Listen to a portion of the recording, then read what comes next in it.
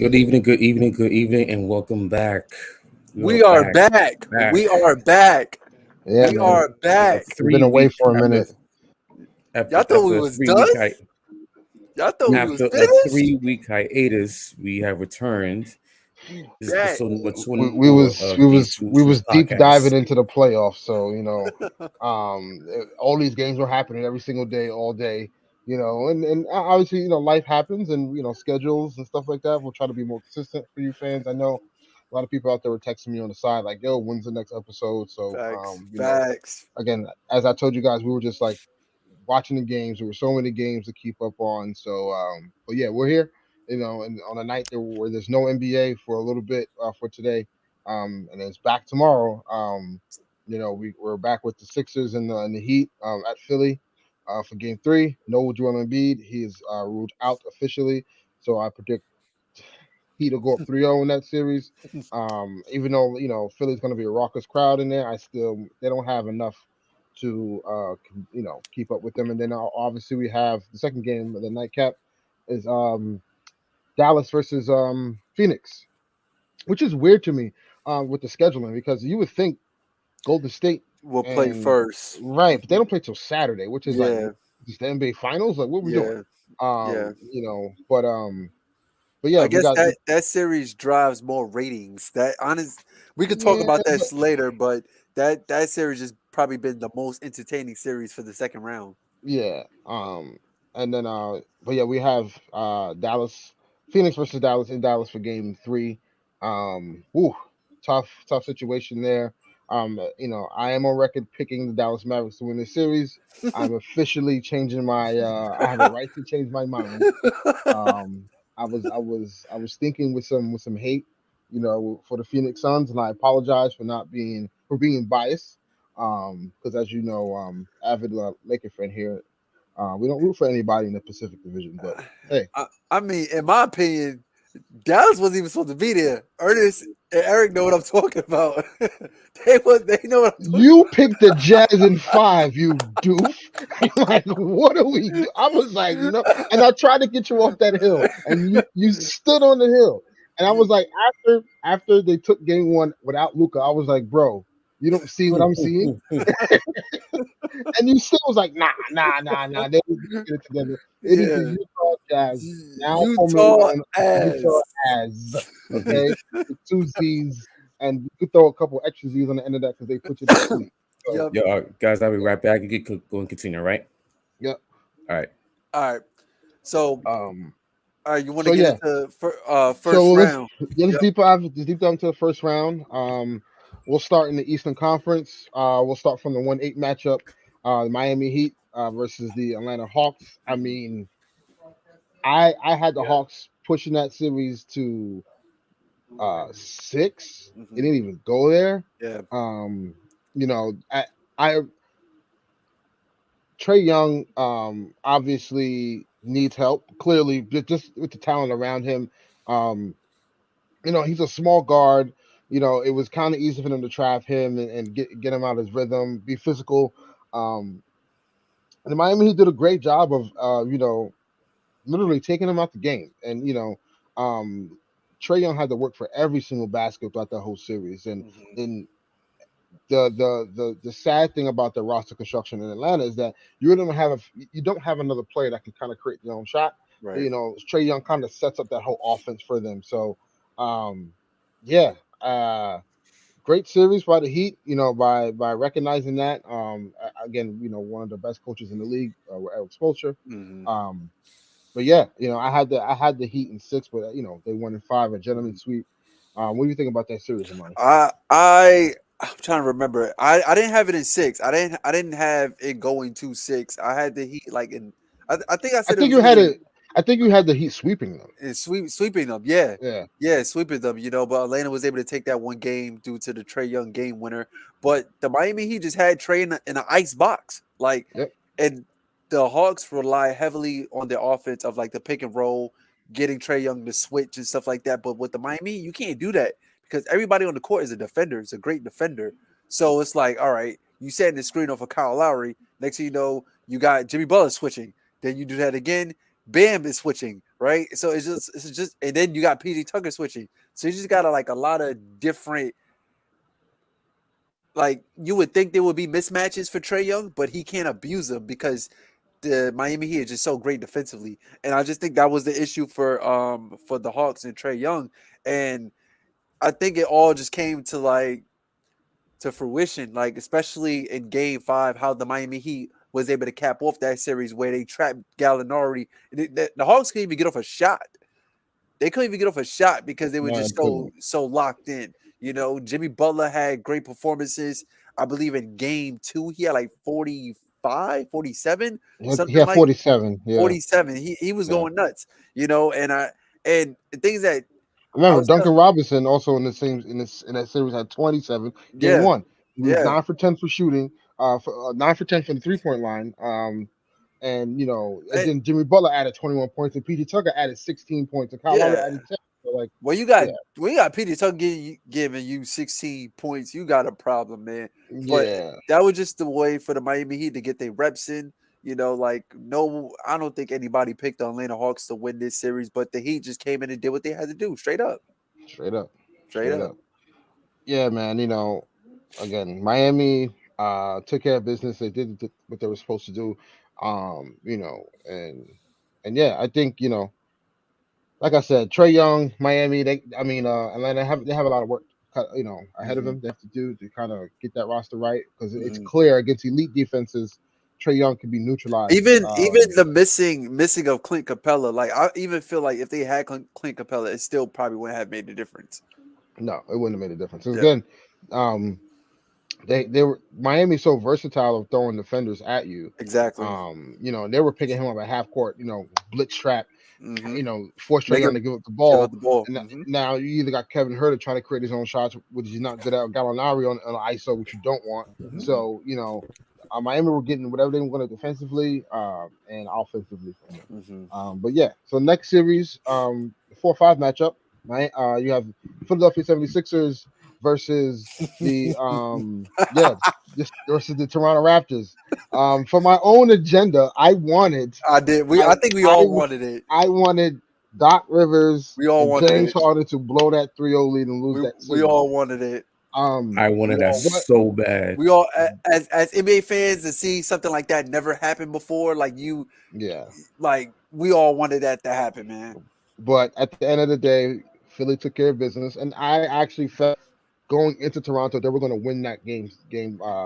Game 6, Game yeah. Um, 6. I felt that way because after Game 5 when they should have closed it out.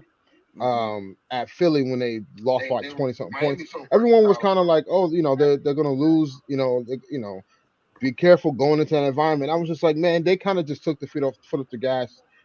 I'm assuming they probably thought like, Toronto was just gonna just come in and be like, you know what, it's done. They already lost Van Fleet, right? So like it was just like going into that environment, but they didn't show up. And James Harden, whew, has had a struggle.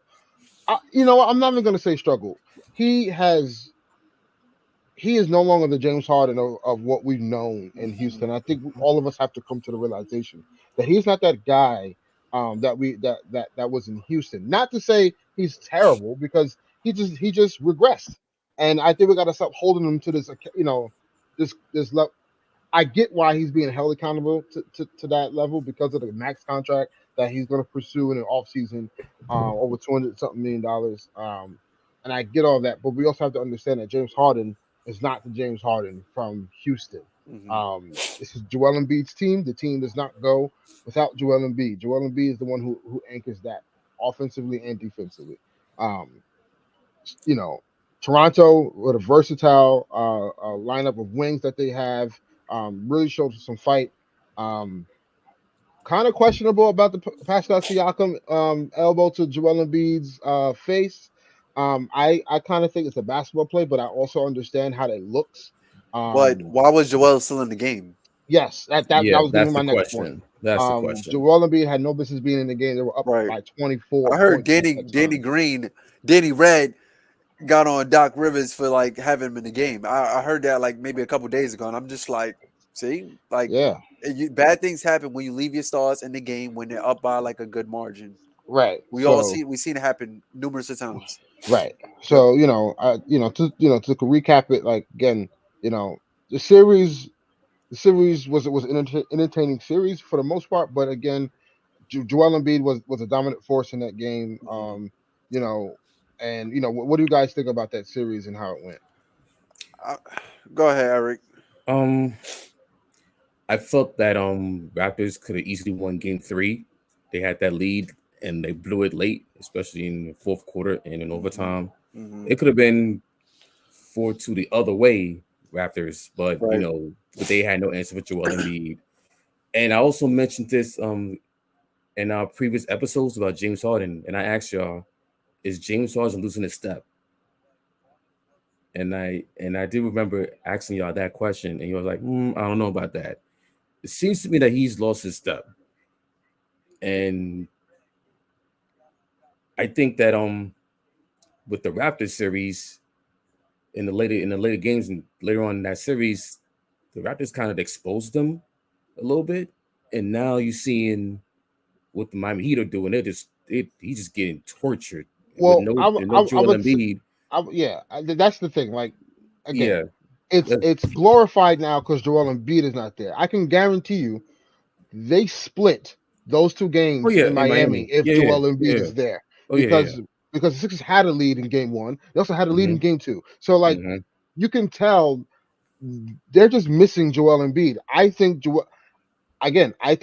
if Joel Embiid is there, the series is tied 1-1 going back to Philly. That's just my opinion with that. Yeah. But to your Anyway, point, to your point, like James Harden got exposed, but it's at the detriment of Joel Embiid not being there as well. And he was still getting exposed in Toronto against Toronto, but now it's just more glorified. yeah. So and also for the Raptors, it's a stepping stone for them. How their season went.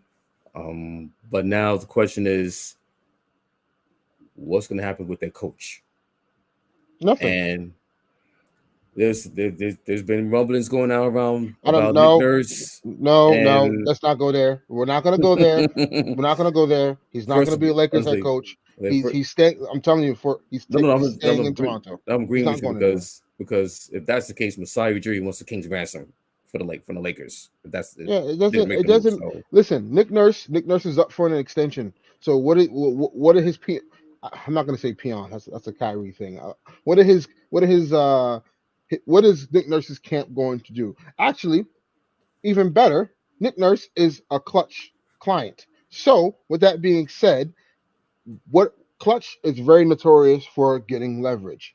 And what is the best way to get leverage if you're Nick Nurse? Attach your name to the Los Angeles Lakers because they have a coaching vacancy. So it just makes sense. Like we all get it. We understand. Nick Nurse is. We don't have to worry about Nick Nurse in the coaching situation. Now the assistant coach, and again, we're gonna get to the Lakers coaching carousel later in the show, but I just wanted to put that out there.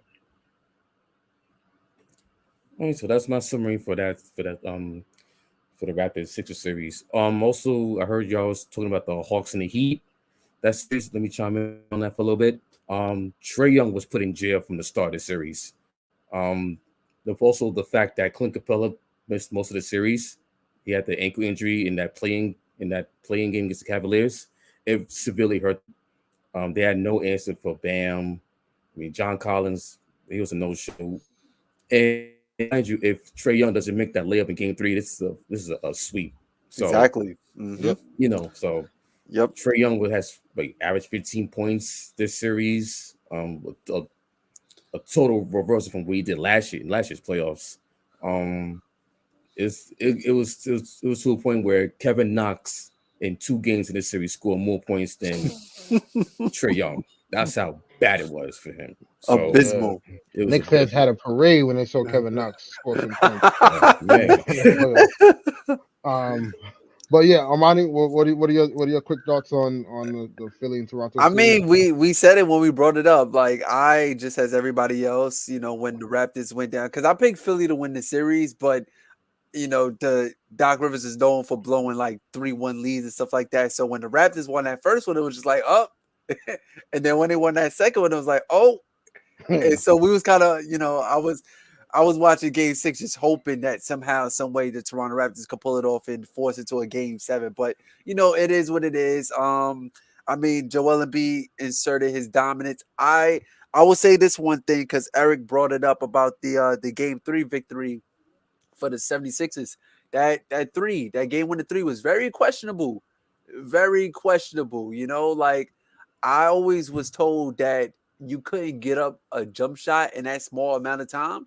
So I mean, if you guys ever get the chance to just look at the replay, 0.9 seconds. right? And Well, wait a minute. I know you go. I know you going with this, but I know you're going with this. But still, Armani, hold on, wait. I'm not. I gotta put it out there. You're right. You're right. You can't say this.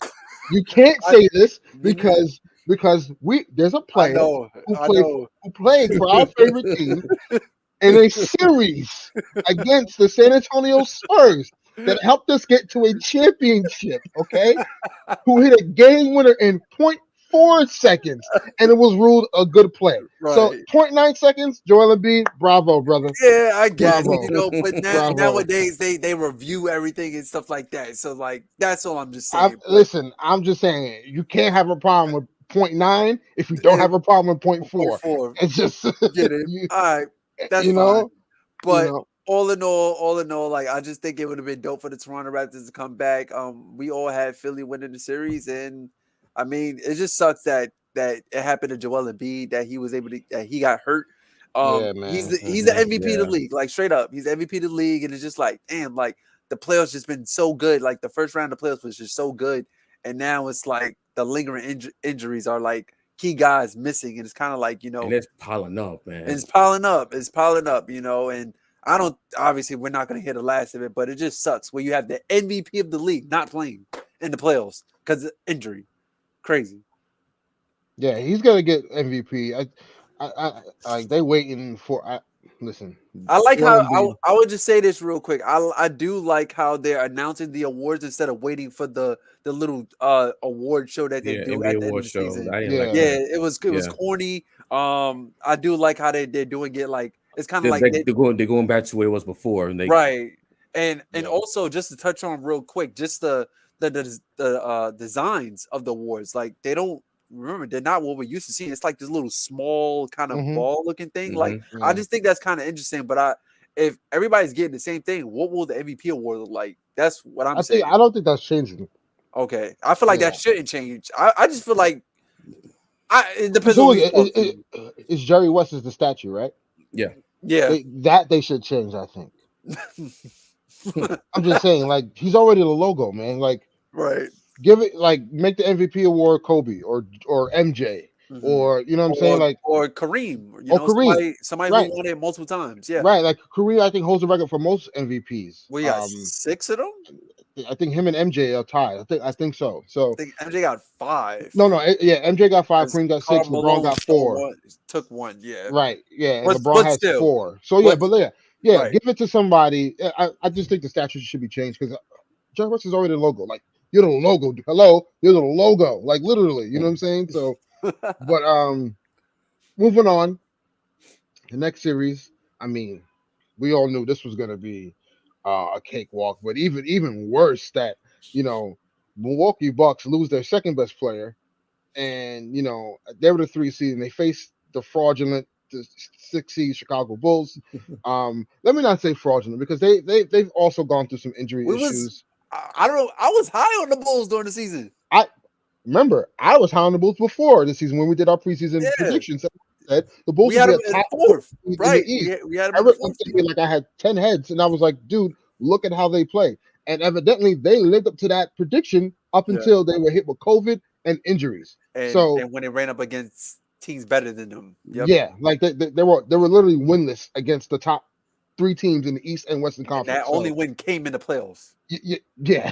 That's crazy. That is DeMar DeRozan had to put up a 40 burn. Right, exactly. Right. And DeMar DeRozan like he was seeing LeBronto. But anywho, I feel bad for him, man, because like he had to go up against prime LeBron, and then now he gets away from LeBron and goes out east and he has to face prime Giannis. So all right, come on, bro. Wait till we get the West. I'm gonna remember that because it's a certain individual who said something. But we'll get to that. Okay. I think you guys might have a feeling, but we'll get to that. When I bring up the name, you're gonna be like, all right, now I get the connection. But go ahead. Right. But yeah, man, Milwaukee completely dominated this series. the last games 4 and 5, they were up by 30 plus points Mhm. It was without their games, second best player. yeah, So games like 3 and 4 in Chicago. They blew them up by 20 and 30. Like You that was got right, like you're absurd. at home. Like yeah. after winning game 2, I was like, wait a minute, okay, maybe, Mhm. maybe, Mhm. and no, Man, you it just flamed out. you you got Giannis' brother dunking on people. Yeah, it was bad. Vucevic was getting exposed crazy. Um, but again, like there's something to be said right now about Mr. Levine because Mm. Hmm.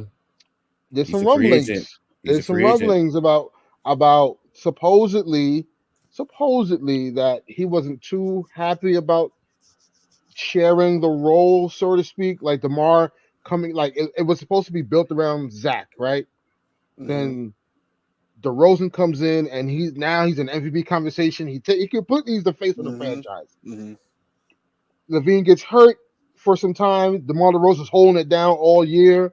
And now Levine's kind of playing in the background now. And now there may be some rumblings about him potentially leaving Chicago to pair up with these two guys behind me. Now, again, I don't I don't necessarily think it'll happen. I'm not that guy. I mean, I am that guy that thinks, the Lakers are getting everybody You because getting everybody, it's the man. Lakers. But I'm gonna be really realistic here. I don't see any chance that Zach Levine becomes a Laker, but there is a possibility. That's all I'm gonna say. Um, some things may have to be worked out with signing trades and things of that nature, but it can be worked out. It could be a potentially 3-team deal.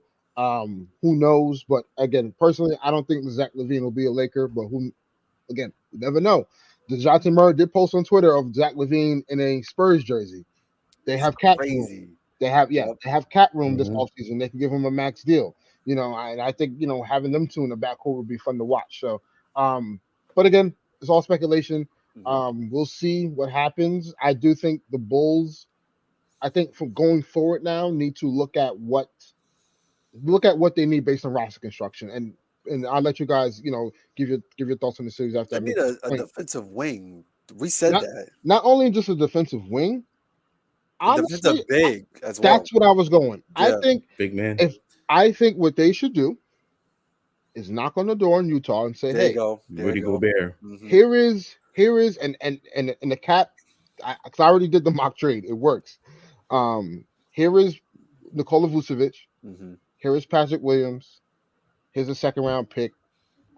If you want to throw in a first, because he's a top defensive guy, make it protected or pick swap, whatever. And they get Rudy Gobert and maybe a filler. It could be either Royce O'Neal or it could be what's his name Eric Pascal. Pascal. Yeah, Eric Mhm. Pascal. Mhm. You know what I mean, to make it work, because I think you put Rudy Gobert with some guards that can actually guard, because we know in Utah those guards don't guard. He'll be looked at in a different way, Mhm. because he's looked at. Yes, we get the man is corny, right? But but he also gets picked on a lot because his teammates who defend on the perimeter cannot defend. They want him to So guard everything. right, so we have to look at the situation more than the talent. Mhm. But I think he fits super well with the Bulls. They may have to work on some kinks because he may clog the paint because DeMar DeRozan loves the mid range. But I think the Bulls make sense, or even Charlotte makes sense, for him Mhm. there. But what do you guys think on that Bulls and um, Bucks series? Again, unfortunately, Chris Middleton is out. He is also out for the second round right Mhm. now, which is clearly after game 2. He is well needed. But what do you guys think about the first round matchup between them and the Bulls? It wasn't that surprising. Well, it's surprising that the Bulls won game 2, and then the Bucks just said they dominate games 3 and 4, and they put that series to bed Yeah. immediately. Giannis, the fact that the bench without Chris Middleton came up huge. Grayson Allen was a monster in that So series. here's a stat. Grayson Allen averages over 14.5 points a game when Chris Middleton is not in the game. Mhm. So he easily becomes like that filler, that Chris Right. Middleton, just a lesser version, so to speak. So it's just, I mean, and it sucks. It's unfortunate for Chicago because again, Caruso was also out. You know what I mean? He had COVID. I mean, he had the concussion injury, and then Zach LaVine had COVID, and he was out of the playoffs. So, I mean, there's nothing else you can do. It was just a shame that the Chicago Bulls didn't have like the full product on the floor, especially what we know of like during the season with Lonzo, Caruso, and the rest of the gang. It's just unfortunate, but like Bucks is hungry straight up, and Bucks have, like we said, the Bucks got that next man up mentality. So if Chris Middleton goes down, just like you explained, Grayson Allen, like he was the filler straight up, and Drew Holiday, he was as typical shout out to Bobby Portis, man. Bobby Portis coming I up let big. him go, by the way. Damn. I just realized he was a Knick. It was seeing him and Julius Randle. What? Imagine if y'all had Bobby Portis now. That's all I'm saying. But yeah, like you guys said, the series was expected to go this way. I had Bucks in 4. I didn't see them winning a game, but as far as Chicago, but again, something to be said. Keep your eye on Zach LaVine this offseason. Think there's something brewing with him. The fact that he got COVID, again, I'm not going to question, but I'm just saying it was a little weird and like at the wildest moment, knowing that you could have probably battled and try to get a game in.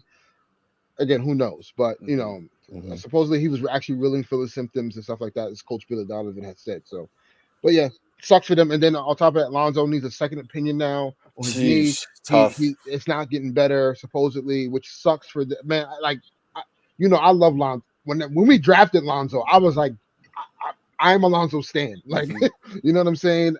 I love this game. Sucks to see him, go down like that, and now he's injured even more, and they don't know what's going on.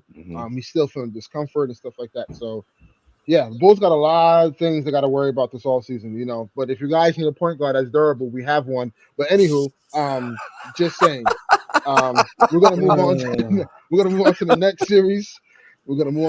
series. Oh man, this one. And we're gonna let Eric glorify this one because I'm sure he's gonna love this. I necessarily, can't really. I can't root for the Celtics, but listen, it was painful. We'll recognize. Listen, it was painful for me rooting for the Celtics, man. But yeah, I mean, listen. At the end of the day, the 2 seed Boston Celtics versus the 7th seed Brooklyn we didn't see Nets this coming. played in the first round. I certainly did not see this coming. I ain't see this coming. I think Eric might have been the only person that said that Celtics was gonna win, but I think Ernest and I both said that Nets was gonna win. I think Ernest said in 7, and I said in 6. Yeah, I said Nets in 7 because I just felt like because I knew Boston was complete. I just felt that the scoring of Kyrie and Kevin Durant was gonna just be too much, and I just felt at all times and throughout the fastest of the game, the Nets will have the 2 best players on the floor. You know what I'm saying? So I just went with that, and I was totally wrong, and I stand on that. Man, what a performance by the Boston Celtics! The way to come out after Game 1, where you kind of thought like, man, Boston escaped that one, right? Like after the Kyrie, he just went berserk with that fourth quarter performance. And I it's crazy because I kind of felt good, all right, they lost that game off a buzzer. If you look at the tape, Kevin Durant, kind of missed the assignment on Jason Tatum, and Kyrie should have fouled him, but he just let him go around him and lay up. Okay, it happens. Heat of the moment, emotions are high and stuff like that. So I felt like, oh, okay, I think the Nets will take Game 2. Oh, was I wrong? Then I was like, you know what? When they get back to Brooklyn, that crowd, New York, and I forget the Barclays Center ain't Madison Square Garden, man. we keep I can guarantee you. We keep telling you that. I can guarantee you. We know this though. But listen, if you take the same Brooklyn Nets team and just put a Knick uniform on them, right? Just imagine that whole squad were New York Knicks, and they were going back to the Garden down 0-2 after games 1 and 2 and how close they were. You mean to tell me the Nets or the Knicks wouldn't have won at least one game? They would have got one game in the Garden. I can guarantee that. So, hell, RJ Barrett hit a game winner on the Celtics before they Mhm. started turning into world beaters. But I Blame didn't. RJ for the Celtics resurrection. I didn't expect this, so I was completely wrong on that. Shout out to the, the Celtics. Yeah, and I hope you guys don't win 18 because that's for us. But yeah, let me know your thoughts I on just so, KD's performance and yeah, yeah, so that's Ooh, exactly where I was gonna go. ooh, because he needs mm. that same energy. Because if So that was LeBron James, this would have been all over the world. So yeah, I just got to put it out there. that was the worst I've seen Katie play ever. I know everybody talks about Game 7 Conference Finals 2016 Thunder against the Warriors, but for a whole series, it was just crazy because Katie didn't look comfortable. Like his pull-up mid-range game wasn't there. The, The the turnovers the though. turnovers, the only time, yeah, just Dude, like the sloppy fact with the that basketball. there was at one point after game two he had as many turnovers as field goals Field made. goals, yeah, yeah. Yeah, It was bad out there, man. Like the only time he got buckets was at the free throw line, and and we said this too that the net supporting cast they can only do so much, and they're not deep enough. Did see that the net try to insert Blake Griffin in, to kind of help it, but I mean he had little spurts and everything, yeah, but he gave Yeah, them energy, he but gave them dude, energy, by right? his fifth, He he was was in there for gassed. he 5 minutes, He and he was was gassed. gassed. gassed. He was He was gassed, gassed. man. He was gassed. But I mean, and then the elephant in the room, Mr. Ben 10. You know what? You know what? But here's the thing. Here's the thing with Oof. the Ben Simmons thing, because we shouldn't pound on him like this because he clearly had a back issue. He had surgery. Right, You're not gonna right, have surgery if you're gonna lie about your back like that. right. That's just cap. So like, Hmm. yes, I blame the Brooklyn Nets Of how to for handle this situation. how Yeah. they handled Yep. it because hmm at the end of the day, if you knew he had a back issue, this tells me you were influenced by Twitter and social hmm media, national hmm media about the Ben Simmons thing, and you lost the trade. So like it's like this public pressure to put him out there, and to be like, oh, he should be back game 3. Oh no, he should be back game 4. hmm But if game 4 is on Monday, game 3 is on Saturday. What's the difference? It's only one day in between. Well, like right. if he couldn't play in game 3, why would you put him in Game game four. Game four Yeah. four. when you need him actually in game 3? Because game 3 is more important than game Game four. four. So like it just didn't make any sense, and it's unfortunate how what's going on. Another guy to keep an eye on in the offseason is Ben Simmons. Because personally, Mm, I don't think he's staying in Brooklyn. mm, Um, Mm. we mm, I heard some And he things. just had back surgery today, so mm. out Yeah, three to he's four gonna be out for months. 3 to 4 months. I heard some things with him and possible destinations. Who knows? But we'll see. But yeah, just keep an eye on Ben Simmons though. But I'll just finish up real quick. It was just a total shocker, man. Like we didn't expect this to get swept. Crazy. yeah, KD, Kyrie get swept on their yeah, home floor. they gotta hold Crazy, that. They gotta hold that. crazy, They have to hold that though. crazy, All right, So crazy. they've so been in my Brooklyn for 3 seasons, 4 seasons now. And what to show for it? One playoff one series. playoff series win since they got there. Yeah, it's not a good look. Yeah. So my take on this series is that one, the Celtic defense put KD in jail. Two, Kyrie Irving didn't show up after game one. hmm Uh, Also, I think with Kyrie too, like I he was think it was just a, I think the fasting also affected him a little bit because yeah. Oh yeah. if you look at it right, like Remember game game one, two? so look, game 1 was at 3:30 Eastern, right? hmm He couldn't So eat. if you think about the time, but think about the time he was fasting, so he can eat up until the sunrise, right? Hmm. So that could have been what 6 a.m. Eastern Standard Time around that when the sun is rising. So he hasn't he's gonna he has less time fasting rather than hmm playing at a 7:30 game where he Hmm. didn't eat for 12 hours. Now this takes a toll a little bit. So I think what we started to see the late games, this is where he struggled. Game 2 he struggled, Hmm. game 3 he struggled, game 4 he was a no-show. So like it hmm was, as the games were at night, I think it affected him because of the, he had to fast a little longer, and in the middle of the game, he has to go stop, go to the locker room and eat something at sundown. But at that point, like it's how do you accustom all that energy and build up all that energy to actually perform when How you do you haven't been prepare eating for all that? day, Right. right? You know what I'm saying? So Right. the reason why I think he had a better performance in game one, only because, and again, Afternoon game. it's an afternoon game, and I'm not trying to be ignorant or anything like that. I'm just saying, like, the time of him fasting was a shorter time period in between from game one to the rest of the games where they were at 7:30 at night. So I think that affected his play, so to speak. Yeah, that also came to fruition during that series. Also, one of my points. Ime Udoka ran coaching circles all over Steve Nash. Now remember Steve Nash is, man.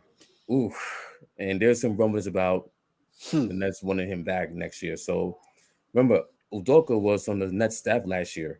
Well, Steve Nash got an endorsement by Kevin Durant, so I don't think he's going anywhere.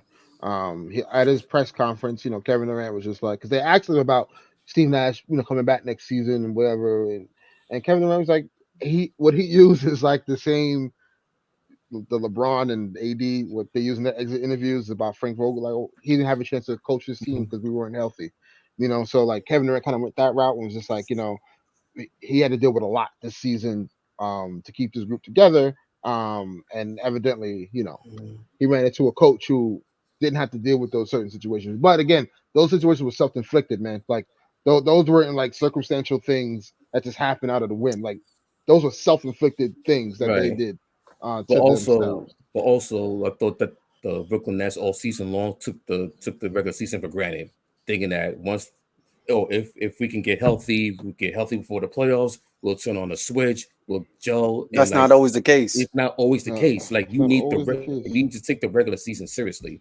Mhm. And the fact that they really didn't do that, they depended on Kevin Durant, Kyrie Irving to like help galvanize the season and into going to the playoffs as a 7th seed, and no one wants the playoffs as a 7th seed, and we could turn on a switch, and Celtics did. that's fine, but you're gonna find yourselves out early in the playoffs if you keep playing that game. Here's And and here. and Yeah, go ahead. Finish. Yeah, my bad. Finish your point. and also the I just think that during that series, Tatum and Brown was a much better duo than KD and Kyrie. Yeah. So Yeah, of course. Yeah. Here's, and then after I make this and point, we'll move and on to the and West. and not to go 12 runners, but listen, as a Knicks fan, I'm good with it. I'm very good with the sweep. So I understand. Listen, yeah. I had a Eric parade. sent Spike Lee to the game. Yeah, I sent Spike Lee He to sent Spike game Lee to 3, the game. bringing that bad juju, and there you go. Hey, listen, I know how it feels. I celebrated when the Clippers blew the 3-1 lead. Yo, we was lit. What? Oh my gosh! That was Because the thing is, that was totally unexpected. Because you know what's crazy? We wanted the Clippers in 2020. You know why? Because everyone had picked the Yeah. Clippers, and the Clippers were Lakers, like, Right. Clippers, and like, this, Clippers, that, and yeah, like, and it was wait a minute, crazy. hold Do on. nothing. And then I was like, yo, just wait. And everyone went off the regular season. The first two games, the first game of the season, and the Christmas game, we lost, right? Mhm. In frustrating fashion. Mhm. But the game before the bubble shut down, That game in March. LeBron had a big game against the Clippers. and That we was were Sunday sending a afternoon. message, right? And that same week, what did we He do was cooking Lou Will. and what did we do to cooking. Giannis in that same week? We Yeah, the beat the same Bucks. week The against game the Cooked him too. was Bucks. crazy. Yep. You know what I'm saying? But like, so I wanted the Clippers. So it was just like them losing that was so much satisfaction. So I understand. Yeah. So But, and also not to coach, I'm gonna add this also, but when they got to Brooklyn, they was talking. Net fans are talking reckless. They were talking about, oh, we're gonna take over New York, this and that, this and Barclays and the new Mecca. Like, okay, let me see in 3 years from now. yeah, See you I come up think with something. so. They Here have won one playoff series since and those two guys came to the Nets. the crazy thing is, and then we got to move on. But Yeah. I just want to make this last point. What we're seeing now is that the three superstar thing kind of doesn't work in this era only because you need depth now. You have a lot more taller players. The league is starving. Like you got teams starving for wing depth. Guys who are 6'6", 6'7", 6'8", 6'9", that can defend, shoot, create some offense, rebound, that can kind of do everything. And you need depth, man. Like you can't sit there and allocate all your cap space to 3 guys and say, okay, the rest are just going to be marginal, minimal salary players. I'm going to make it work. It's not like that anymore, So guys are way more skilled coming into the league. The league is clearly turning over as far as the LeBrons and KDs, of the world, who kind of like the Stephs, who kind of like were the overseers of the league, so to speak. Now it's starting to change over, right? You're gonna have John Morant. You're gonna have Luka Doncic, Devin Tatum. Booker, Jason Tatum. Like you're gonna have these guys now emerge as the faces of the league. Anthony So Edwards is coming. Brandon Anthony Edwards, Ingram. Brandon Ingram, Anthony Edwards, Edwards. yeah. You know what I'm saying? Zion, you could throw him in there too. Like you're starting to see that. So teams are gonna the way to go forward and to win is you have 2 elite guys, and then you have depth around them. I hate to say this, but the one great example of that, if you look at the Clippers, next season they're gonna be we'll talk about them during our offseason conversation and episode that we'll have in a couple months. But yeah, moving on to the Western Conference, first round matchup, the 1 and 8 seed. Woo! You had the Phoenix Suns versus the 8 seed New Orleans Pelicans, and man, entertaining, very entertaining. Yes, very entertaining. Did I expect the Pelicans to win? No. Did I want the Pelicans to win? Yes. They really tested the Suns in that series. I'll tell you that. They did, because Booker was out. If Booker was in, it didn't matter, I think. But man, did we see the emergence of Brandon Ingram? And if CJ McCollum, man, if CJ McCollum didn't go Damian Lillard, bait. Like he just, I don't know what he sold. Was selling after game 1. He sold, man. You know what I'm saying? Jose Alvarado had to take his place. Like, come on, bro. But we saw the emergence of Herb Jones. You know what I'm saying? Trey Murphy. I mean, if I know Trey Murphy very well because he lit the Lakers up this season. So everybody does. Every like no name guy you don't know that has a name now made a name against the Lakers. I'm letting you guys know. But New Orleans has a promising future. It was a good competitive series. Again, I love what I saw from Brandon Ingram. But again, as expected, the Phoenix Suns came out on top in 6 games. And yeah, what are you guys' thoughts on that first round matchup? I wanted the Pelicans to win so bad, man. That's just like pure hatred for the Suns. But no, but to Brandon Ingram, man, Brandon Ingram really shined. And as a Laker fan, it was really love seeing the baby legacy. Yeah, it was really dope seeing that because I remember when he came into the league, I was like, yo, like he has the similar frame as KD, but like his jump shot wasn't there, the mid-range jump shot wasn't there. So it was like, bro, like what can you do? He was great at attacking the basket, which was crazy, for a guy who's like really, really slim. But no, but like his playoff run against the Phoenix Suns, like he was just his mid-range was just killer, man. Like you couldn't stop it. Like fadeaways, pull-up jump shots, like he was killing, man. And just to see like Jose Alvarado, like shine on a big stage like that. Somebody who I believe he was undrafted, right? And yeah, he was undrafted. He was he's from New York. He's from Queens. Yeah, from Queens. He was on a 2-way contract, and then he finally got a guaranteed contract, right? And and he shone, and he had some playoff moments with CP when him and CP was going at it. So I just think just overall, just being in that type of setting for the Pelicans gave them a lot of confidence for the near future. Now, we don't know what Zion's going to do. Zion is talking about he might re-up and everything, but just that team alone, and they also have assets if they want to flip. But I think the Pelicans is in a great spot. And also, Valanciunas, I feel like he kind of gets overlooked, but man, he was dominant on the boards, man. Like the only way that I feel like the Suns got the edge is because he kept getting into foul trouble. And that was the thing that sucked about it because he was killing it. The first game he had 25 boards.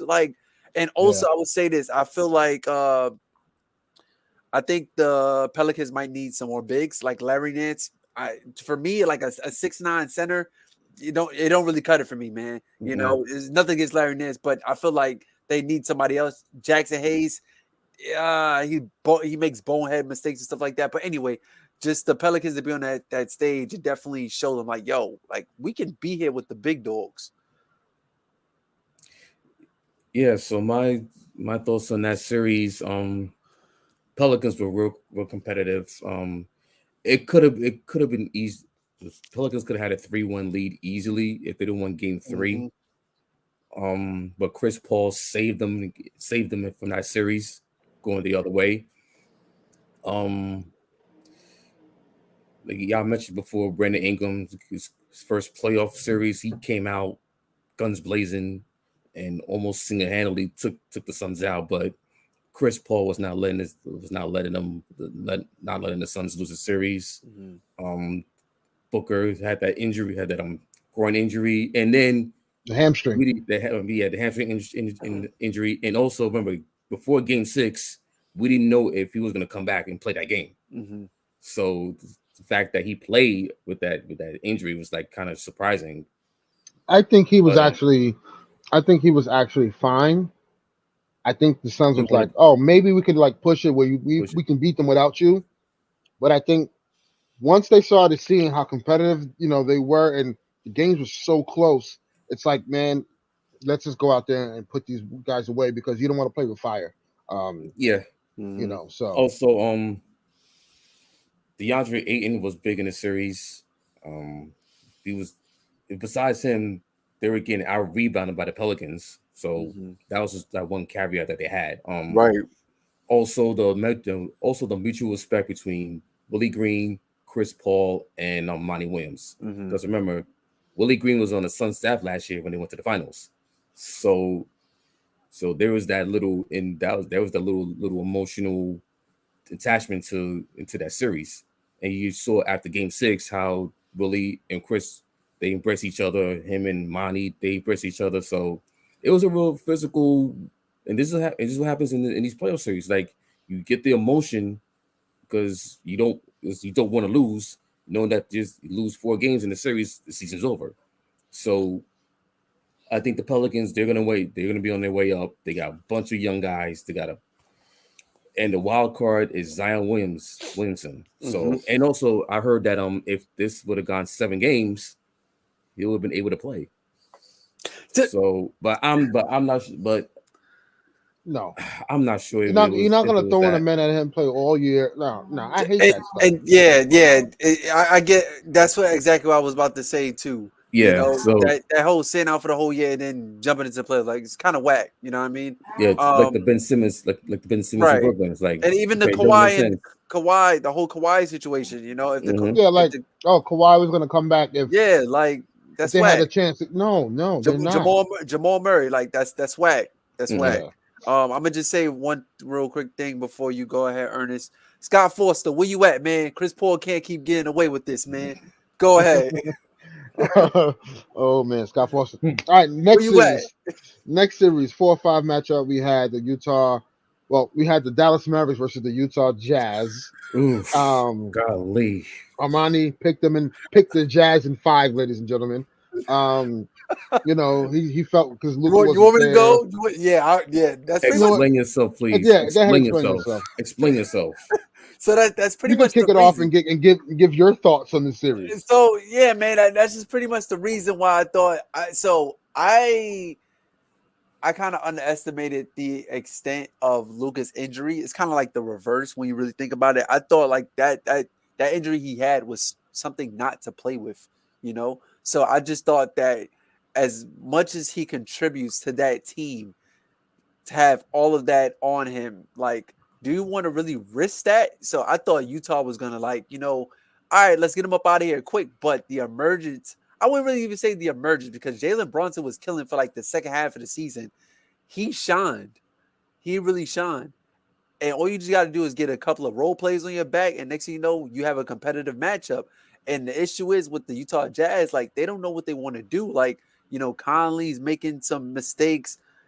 Donovan Mitchell. That travel to end Yeah, the series. it was Wow. it was a tough way to go out, you know. But like for some reason, I still had hope. Like I think I called Utah in 5, right? I said Utah in You 5. sure did. You Yeah, sure I said did. Utah in You did. 5. Yeah. Like legit, after they lost game 1, you were like, yeah, they went in 4 straight. I'm like, bro, what? What are you watching? And then Luka came back, and I'm just like, oh, he's actually fine, you know. So I was just like, you know what? All right, I'm gonna just take that L. I'm not gonna switch up down. I'm already in hot water. It is what it is. But I'm just glad that it took this to finally, for the Utah Jazz, to Utah Ass, to finally realize like they need to break this whole thing up. You know, like Yeah. the time is over. Like I think Rudy and Donovan, it's over. It's done. so. This will be the first offseason. Danny Angel had full control.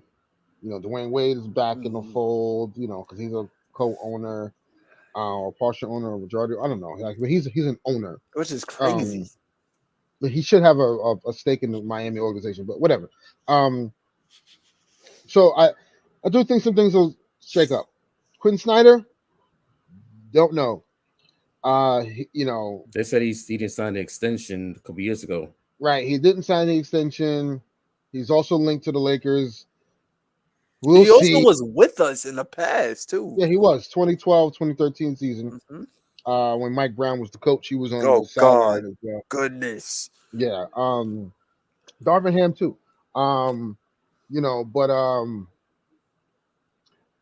Once after game 1, because I had the Mavericks in 6 games. I just don't trust the Jazz in the playoffs. They're a regular season team. Because in the playoffs, the game slows down. So when the game slows down, you are forced to guard. And when you are forced to guard in the playoffs, sometimes you get exposed. And as we all know, Mike Conley, Donovan Mitchell, Royce O'Neal to an extent, who's probably the best wing defender. He is. Bogdanovich, Jordan Clarkson, Daniel House, Eric Pascal, like, those guys are not defenders. Again, aside from Royce O'Neal, and then you just have Rudy Gobert, who's when teams go small, he can't guard the perimeter, so he's unplayable.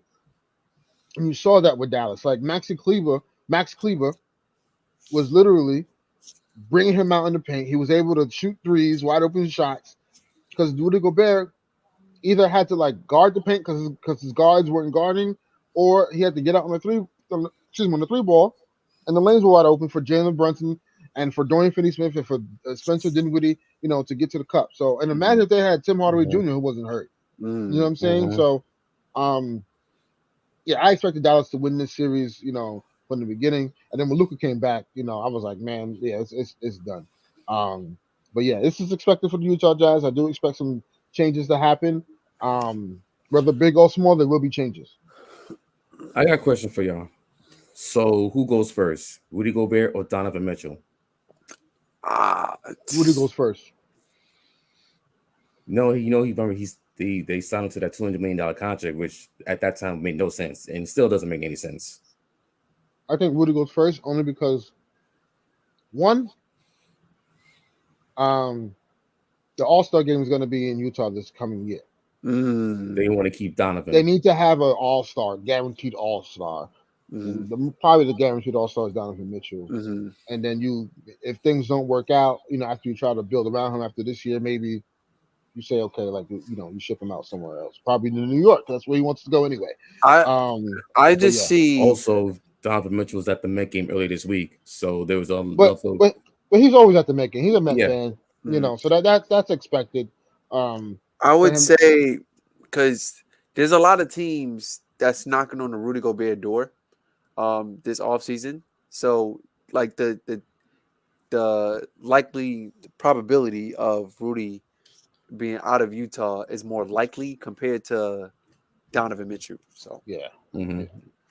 So my take on this series, the Mavs just killed the Jazz from the 3-point line. Like the Mavericks were playing 5 out basically, and have Luka or Jalen Brunson was averaged near 30 a series, drive, kick, drive, kick, drive, layup, kick, drive, kick. Maxi Kleber shooting threes, Finney Smith shooting threes. Once Luka came back, it got worse. I mean, Quinn Snyder couldn't even make adjustments because it's like, what do? You take out Gobert and who do you put in? Who do you put in to guard the paint? No one. So you put in Rudy Gobert. Like, you can't do two things at once. So they were in deep trouble. Since even though they won the game one, they were still in deep trouble during the series. So and remember how we my bad. Remember how we said early in the season when the Utah Jazz picked up Hassan Whiteside, legit the same player. He was a no show. He was a no show. Exactly. Also another factor, Jalen Brunson. Mm-hmm. He had a big series. But then again, it's like against the Jazz team that don't defend. This series against the Suns. Yeah, we're gonna get to the second round after we recap the first round. But yeah. So mind you, he's a unrestricted free agent coming out. So if he, a lot of teams are gonna be at the door for him. A lot of teams are gonna be at the door for him. They're talking about between 20 and 25 million for Brunson. So that's kind of a high number for me, but I see it. And plus, the kids from Villanova. I need a point guard. Knicks need a point guard, man. I need a point guard. Kids from Villanova. Or his dad, remember his dad. We have a point guard for you guys, you know. Just we sure do. We sure do. Listen, we sure do. It's already a construction site at MSG, bro. It's already a construction site at MSG. Nah, bro. Listen, we already got one on our roster. We don't need another one, please. If I say this, if the right trade is out there for Utah, right, and I proposed this already, the Knicks should give up Julius Randle. Should give up Emmanuel Quickly, a first round pick and a second round pick for Donovan Mitchell. Simple as that. And then you holla at Jalen Brunson and you give him the money that he wants. And because you have the cap space for it to put him and Donovan Mitchell under the cap. Knicks have the cap space for it. Yeah, because they could renounce all those other contracts. And their starting five should look like Mitchell Robinson at the 5. The 4 should be Obi Toppin. The 3 should be RJ Barrett. The 2 should be Donovan Mitchell, and then 1 should be Jalen Brunson. That is a legit starting 5. Yeah, I'm taking that. I'm taking that. Rolling with but will it happen? Probably not. No. Moving on to the next team. Or the next series, rather. We just did the 4-5 matchup, so now we're looking at the 3-6 matchup. And the 3-6 matchup was you have oh my god, I just drew Warriors and Nuggets. Yes, the Warriors and the Denver Nuggets. Man, you know, Golden State were front runners in that series, I think. You know what I'm saying? Like, Jokic, he literally had to do everything in order for him to get a win, or it wasn't going to happen. You know, that series ended abruptly. You know, everyone kind of expected Golden State to win this series pretty handedly. Will Barton is, I mean, bro, what? Like, Aaron Gordon, like, oof. Listen, Denver's another team. Like, people talk about, oh, Denver's going to be so legit next year when they get Jamal Murray and MPJ back. No, they're not, because they're going to have Aaron Gordon and they're going to have Will Barton on the court at the same time as those guys. And Will Barton thinks he's Kobe. Like, it's insane to me. Like, his offense bothers me so much. It's crazy. It's crazy. But Jokic, you know, Jokic played phenomenal as much as he could have. We knew that. It was just too much. It was just too much of the Warriors. Jordan Poole, like, my God. They had Steph Curry come off the bench, y'all. Like, come on, man. Think about that. And they didn't do it for one game. He did it for 3 games. You see what I'm saying? Like, come on. I mean, I feel like the Warriors are just playing with their food. Like, you know, like Steve Kerr was just trying to get an idea of like what different matchups and lineups he can do. Because if I'm not mistaken, and we could get to that, but the first game against the Grizzlies in the second round, didn't Clay come off the bench? Or I'm bugging. Or I don't think so. Clay Nah, started, right? he Okay. started. Yeah, he started. Okay.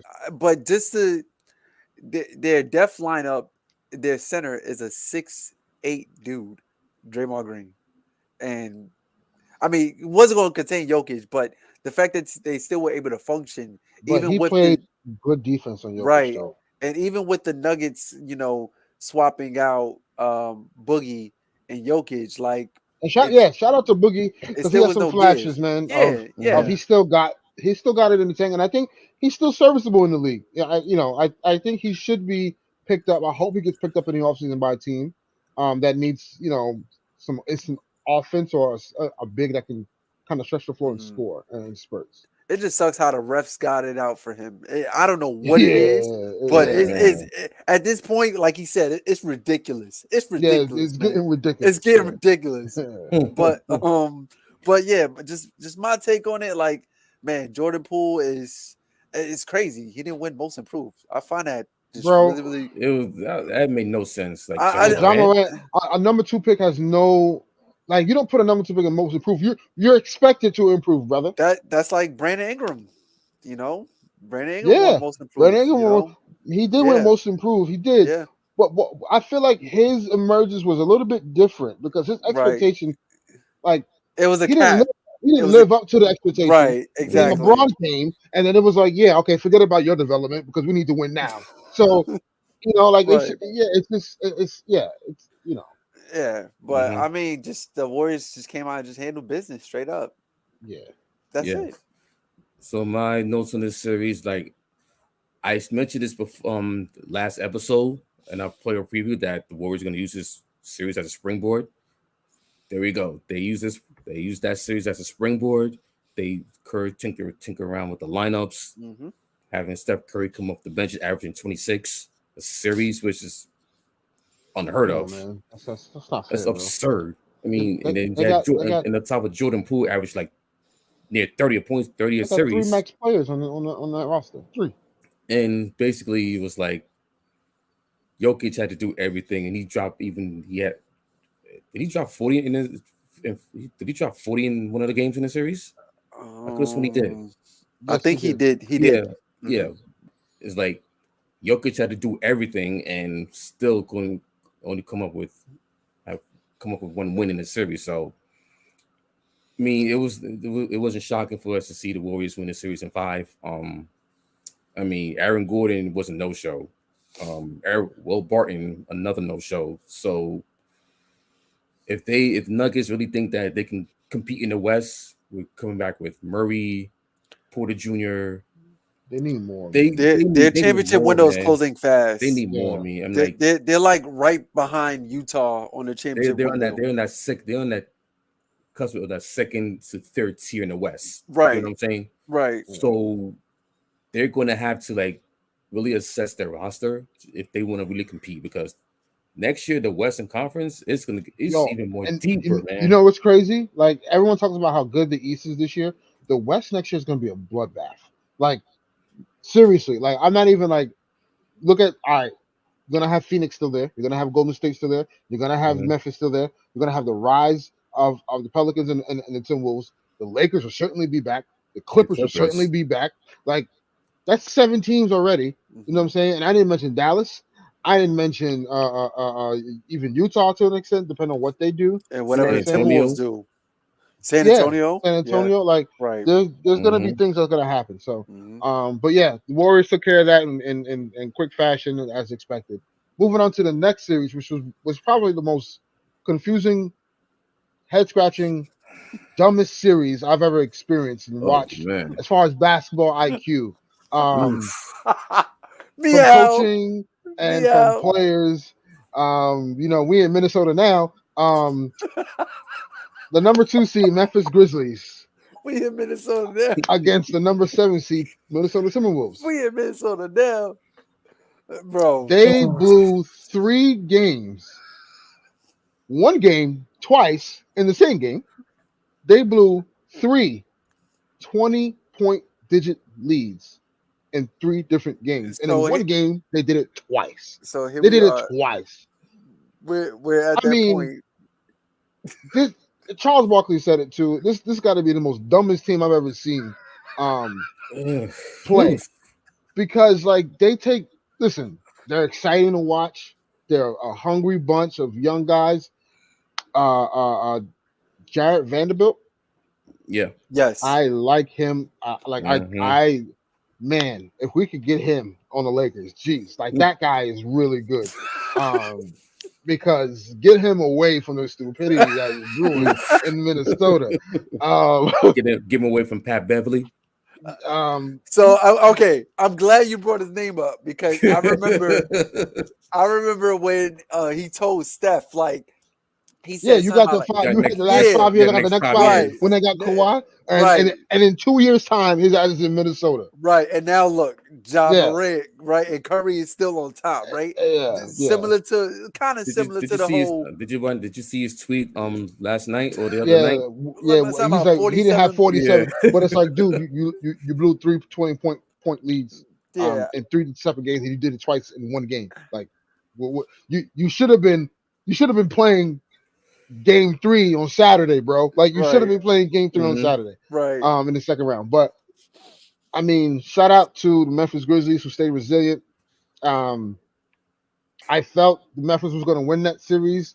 I thought it was going to go 7. It should have went 7. That would be Considering what great. happened in Game 6. Again, but John Morant has been special this whole playoffs. Yes, he struggled. He struggled against Minnesota because if people don't understand, it's about matchups, right? Like I did say that the Warriors were going to treat Memphis because I felt the inexperience the Warriors had, but like I also had to take a look back and say, wait, man, like look at the matchup problems. The reason why John Morant didn't have a great series because the length of Minnesota bothered him. Hmm. Hmm. Look at what he's doing now against Golden State when they're playing smaller. He's getting whatever he wants. So like, Hmm. you know, And man, even Minnesota's then, so stupid, man. Like, yeah. geez, Hmm. like they legit had that series. You know, Karl Anthony Towns with the dumb shot selections. You was it game 6? They're down by 2, I believe. About like a minute something left. He He comes chucked down the and Yeah, chucked the yeah. three. and Took the three. he just chucks a pull up 3. Then the next 2 possessions, possession after the next one, he comes down and shoots a sidestep fadeaway Hmm. jump shot with like 19 seconds left on the shot clock. Like, bro, what is going on? So they have a lot of growing up to do. I can tell you this though, Anthony Edwards is on. He's here. Yeah. Um, Hmm. and I can tell you for sure he ain't gonna take that stupidity much longer Can we Oh just no, talk no, because no. about? he's a guy who wants to win at all costs. You can see it. He has it in him.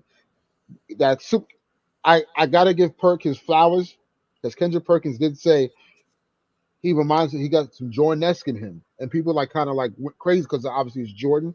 Mhm. But you look at Anthony Edwards, not that he looked like MJ when he was younger, but but like you kind of see it. It's kind of there, if he fine tunes it and takes that trajectory. But kudos to Memphis for not being the dumbest team, because they also made some dumb decisions in that series. But Memphis Memphis won honestly at the fault of the Wolves It's the teammates stupidity. Wolves. of the Yeah. Wolves' stupidity. That's So, not to take credit for Memphis, but let's mhm, keep it real. right. So let me ask you guys a question. What's up with D'Lo? He He gotta he go. gotta go. He Yeah, gotta man. He's not. go. It's not a good fit for him, bro. Okay. The fact that Anthony Edwards is emerging, Yeah. it's literally took. If you look at remember that playing game against the Clippers Hmm. when him and Edwards like literally saved the Timberwolves. Yeah. Now it's like, is it a good fit with D'Angelo Russell and Anthony Edwards? Hmm. I would say watch out between Dallas and Minnesota. You could see a scenario when there's a The signing trade trade, between Jalen Brunson and D'Angelo Mm. D'Angelo Russell. Russell. You put Jalen Brunson on that Timberwolves team Mm. with Anthony Edwards. I'm telling you right now. Ooh. Minnesota. Yeah, okay. Minnesota. Yeah, Listen, that man. now you're Now cooking with you're cooking grease. with something. Now Yeah. you're cooking with something. Now you're cooking with something. So, but And Amani, I what are your think thoughts? Oh no, uh-huh. go ahead, Eric. I'm sorry. Wasn't And done.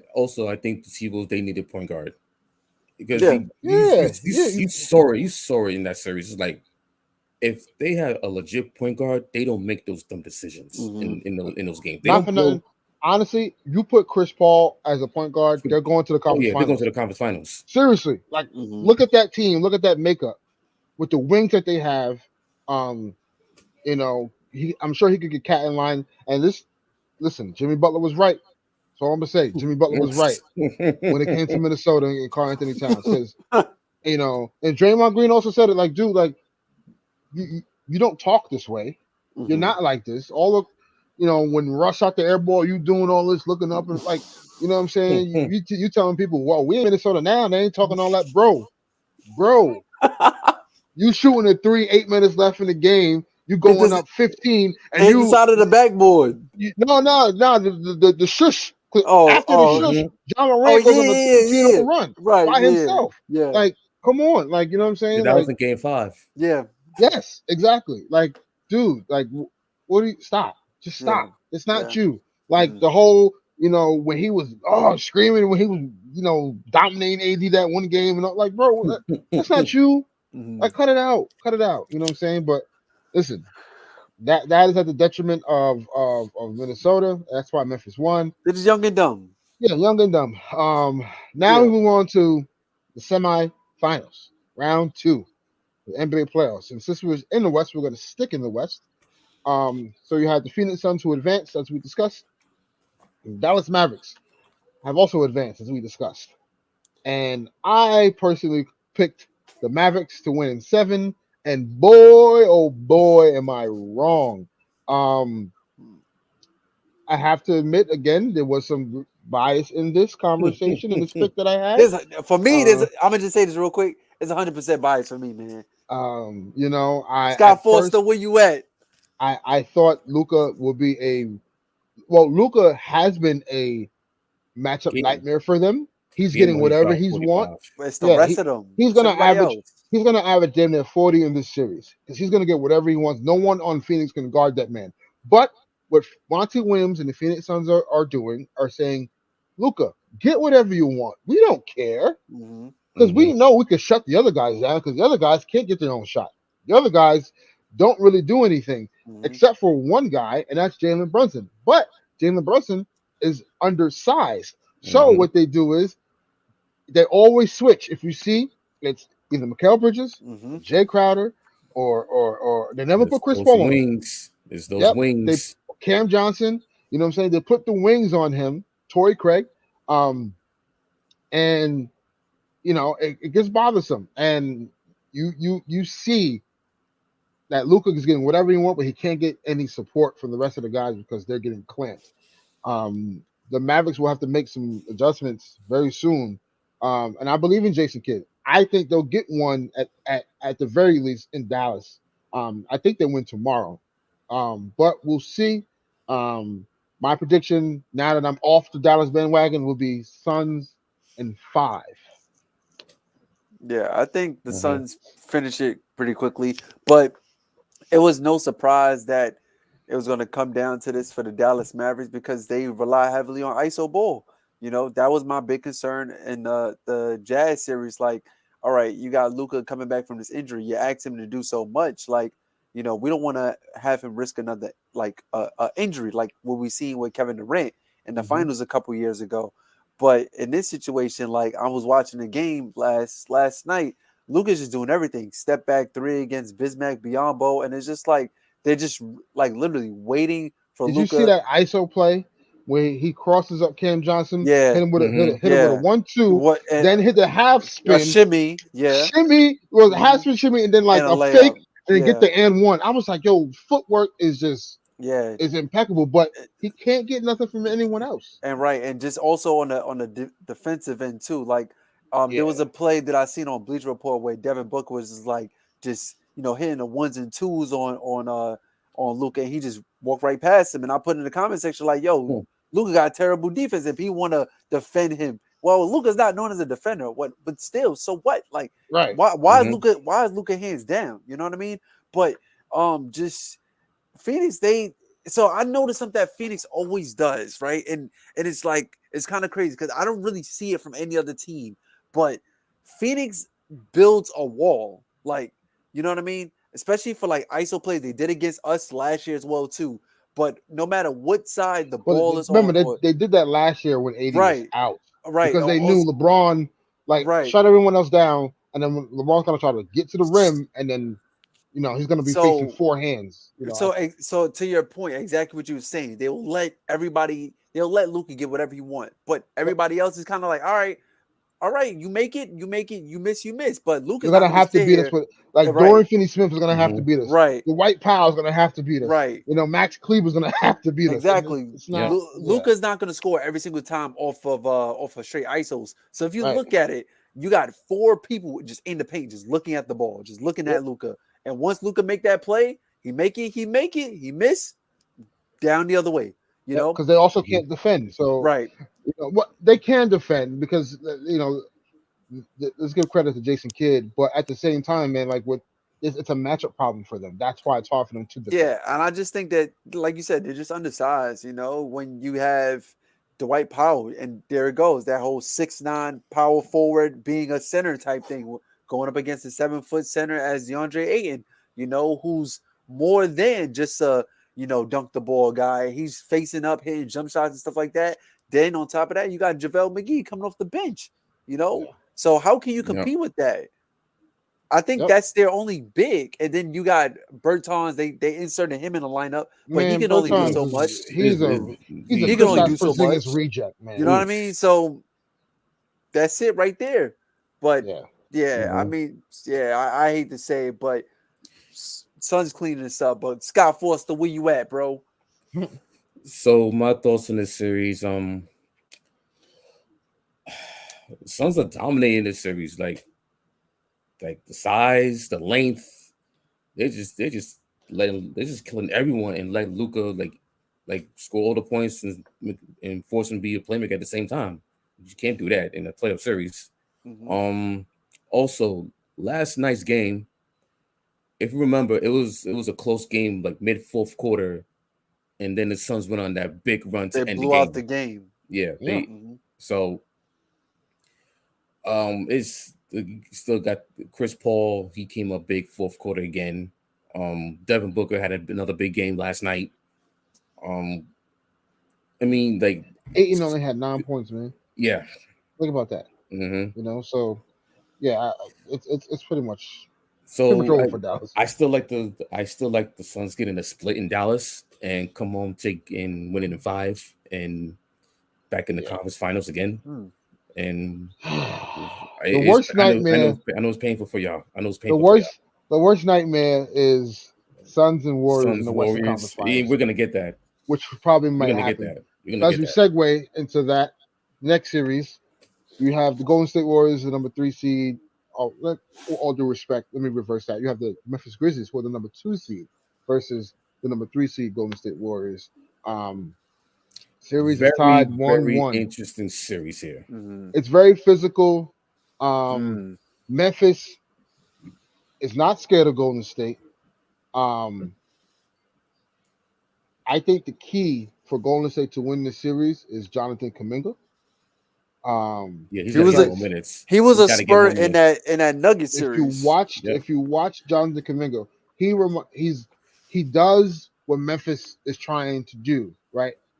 Get out and run. The young guys who are does he remind you a little bit of Iggy? That's what I was about to say. He is the younger athletic version of what Iggy is now. I think they play the same way, which is crazy. Right. They need to insert him a little bit more. Golden State, also, I do feel like Jr. Yeah, I do feel like they're in trouble. But I'm still going to take Golden State to win this series in 6 games because of the experience. I understand the matchup and how John Morant, it's easier for him to get to the bucket because there's no bigs, in the paint. Can't play Kevon Looney. He's too slow-footed.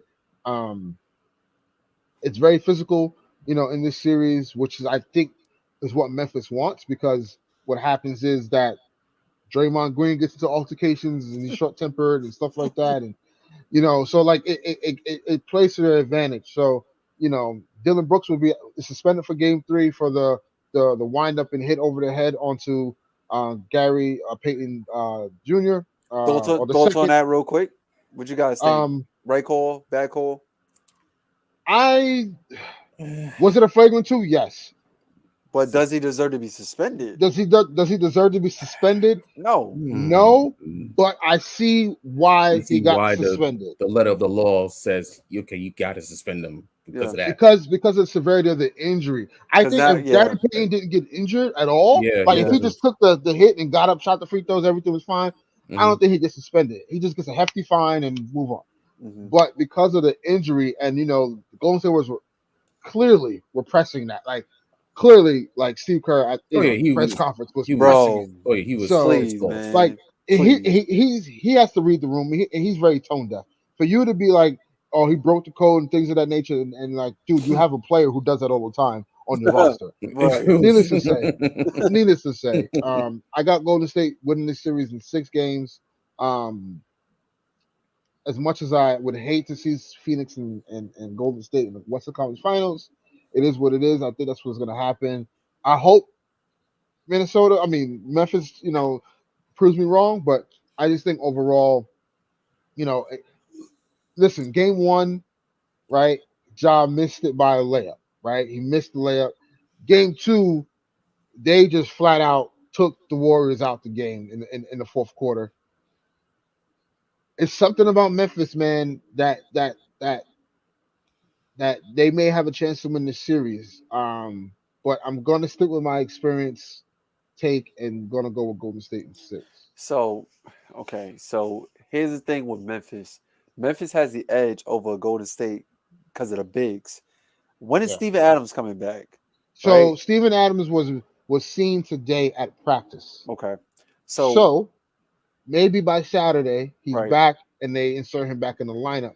It's just going to be really difficult to play him when they go small, right? Because when the minute they put the lineup of Draymond, Wiggins, Poole, Clay, and Steph, Adams is getting killed. Play him. So you cannot play him and put that lineup. So all right. So I was gonna kind of format this issues and stuff like that, but whatever. I'll just lay it on the table. The bigs for Memphis has been really helpful. Brandon Clark has been a beast. Jerry Jackson Jr. is finally playing. Foul trouble. Right, he gets into foul trouble so much, man. Foul trouble, bro. Did you know? So, listen, you can get. So, all right, there's 6 fouls in the game, right? There's 7. So the most fouls you can get, right? 6, 12, 18, 24, 36. 42, right? If I'm not mistaken, right? Did I count that right? Yeah. Right. So he's had 30, I believe, 9 fouls in the first round alone. Bro, think about what are you doing? 39 fouls? Yes. Wow. So I could be wrong. Don't quote me. But it's around that number. Of the many fouls he had in the first, he has as many fouls as you could possibly have, near the threshold of getting nearly fouled out in every single game. I would say that. So the bigs has been really helpful. Jaren Jackson got to stay out of foul trouble. D'Anthony Melton came up with some huge defensive plays in Game 2, 2 blocks. I thought that was pretty clutch for the Memphis Grizzlies.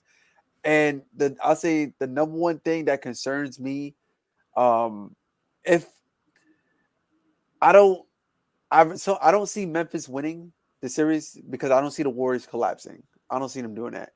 Also, I will say this: John Morant, the jump, because they're sagging off of him. They're like, all right, whatever, bro. You're gonna have to come to the paint, but they're leaving him to shoot the jump shot.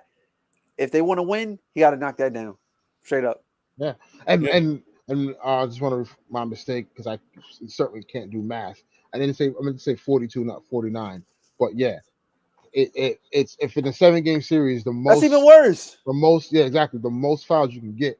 If you foul out for every game, 42. He had 37. Think about that. He had 37. Mm-hmm. But I would love for it to go to Game 7. I'll say probably Warriors in 7 with a Grizzlies collapse. So with this series going on, it's gotten real physical.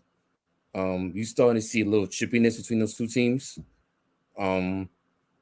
Especially if, of course, we had Draymond in the playoff series. You know to get a little bit physical, a little bit chippy. So you're gonna get that. Put him and Steven Adams on the court together. Oh man, yeah, it's gonna be Russian. It's gonna be like WrestleMania. So it's so John Morant is having a big series. He's averaging near 40. Yeah, averaging like near 40 points a series. Had a big 47-point game last night, game 2.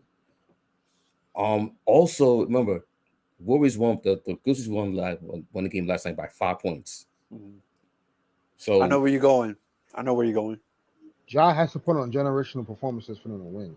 And also, Clay and Steph went 16 for 41 from the field. If they make at least, if they make 2 threes apiece, they win the game. They win that game easy. Right. They have 2-0. It should be 2-0 Warriors. That's how close the series is. It could be 2-0 Grizzlies, 2-0 Warriors, but it's 1-1. I believe game 3 is going to be the most important game in the series. Bro, the Chase Center is going to be, man. And I think Warrior fans is nasty, bro. Yeah. And also, I think the way that how the series is playing out, game 3 of this series is going to be the most important game in this series.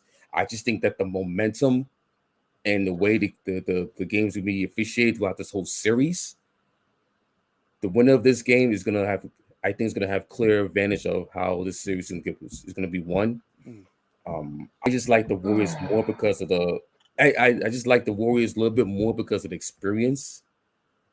But it wouldn't shock me if the Grizzlies take these next 2 games in out in San Francisco. Because my thing is also the Ja Morant factor is there. I mean, he can go off for 40 or 50 points in a game and steal a game in a series. But also you still got Steph Curry and Klay Thompson who can bust out as slumps easily. So I don't necessarily think that the most important game is game 3 because both games have been so close. I still think it'll go down the stretch down, to whenever the conclusion of the series is going to be. Again, Steph and Klay are not going to struggle from the field like that. At least I don't think, especially at home. I don't think we'll see that. But I do think if Golden State wins game 3, Memphis could come back and win game 4. Like I don't necessarily think the winner of game 3 will take control. Because again, there's something about Memphis that keeps fighting, and they're young, and those guys get up and down the court. And it's gonna be on Steph, Klay, and Jordan Poole to really pull this out for them to win, offensively, in order for them to be successful. Because if the game is close, you're playing a dangerous game with Memphis because John Morant, as you said, Eric, he's a factor, but he's a clutch factor. Like he is very clutch, you can tell. Mm-hmm. So I would pump the brakes on the game 3 prediction. I just think the series is too close to be like after game 3, this said team is going to have total control of the series. Also, I think the free throw line is going to be a huge factor in this series because the Grizzlies have been known for missing a lot of free throws late in games. Mm-hmm. So it's going to be a real factor going forward in this series, I think. Yeah, I'm just mad. Game 3 is already until Saturday. That makes no sense. But both series and the Celtics and the Bucks series is Saturday also. Yeah, I know. It makes no sense. Anyway, speaking of Bucks, we're gonna move on to the East now. Miami Heat versus the Philadelphia 76ers. Man, Joel Embiid has been ruled out for Game 3 tomorrow. I know, Philly is going to be on fire, but there is no chance. Yeah. There is. There is.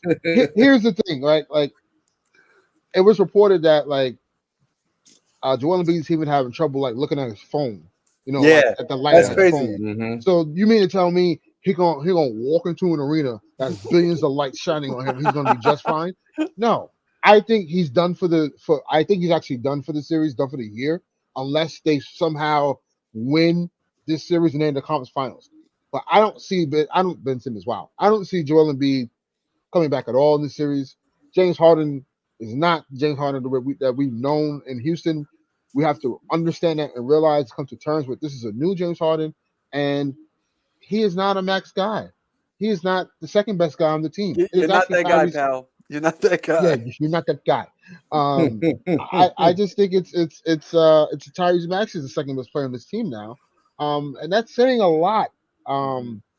They don't have the the the defensive prowess to keep up with, um, Miami. I personally believe if Joel Embiid was actually healthy and playing, they would have split the two games in Miami. But unfortunately, again, I'm just going with the premise of Joel Embiid not being there. They have no shot. It is clear. They get whatever they want. If you look at games 1 and 2, game 1, you know what I'm saying? Philly comes out and they go up. They go up by halftime. They're up a good 10-point lead, and I'm like, oh, okay, But when I look at the box score, I'm like, there's one person that's still struggling, and that's James Harden. And I'm like, they can't, they won't be able to get past them without him playing at an elite level that we've known him to be in Houston, even Brooklyn to a certain degree when he first got there. But he hasn't been the same since. And they won't prevail without him being that guy, and they need Joel Embiid desperately. I predict they'll lose tomorrow night, and that'll be it. And they'll go on and a part of me wants to say sweep, but also a part of me is like they can get one. I'm always going to give a team benefit of the doubt. They're going to get one, and I say the Heat in 5. Eric, go ahead. This is my point. Go ahead. This is my point. So Get him out of here. I agree with Ernest. This is a 5-game series, quick and painless. With James Harden as your leading guy, they have no shot at winning this series. I'm sorry. Tyrese Maxey can do all he can. Tobias Harris. Here's a crazy stat. Bam Adebayo, and this is a small sample, but Bam Adebayo is shooting 90% from the field. Yeah, I saw when that he's stat. guarded by DeAndre Jordan. And why is he playing this series? Rivers, that's why Doc Rivers proceeded to say, I don't care what people think. I don't care how upset you are. We are playing DeAndre Jordan in this series. And this is why you cannot play DeAndre bum. Oh my God. You guys. So wait. We experienced DeAndre Jordan firsthand for the first 20 games. We played DeAndre Jordan for the first 20 games of the year. Did you guys see? It was a disaster. Did you guys see that picture on Twitter? It's like some random guy. He's at the Heat game and he's in front of cooking up nothing. 2 games straight. He was just wearing a different jersey. Yo, it's man. Listen, yo, DeAndre Jordan, Sean, that's your mans, yo. Yeah. But DeAndre Jordan has no business playing in the series. Just play Reed and just live with it, man. Yeah, just play him in this series. Because oh my gosh, he is so bad. He is terrible. And this is why you got the comparison of Doc Rivers and Tom Thibodeau. They can get out of their own ways. So that series is done. Now move on to the most intriguing series aside from.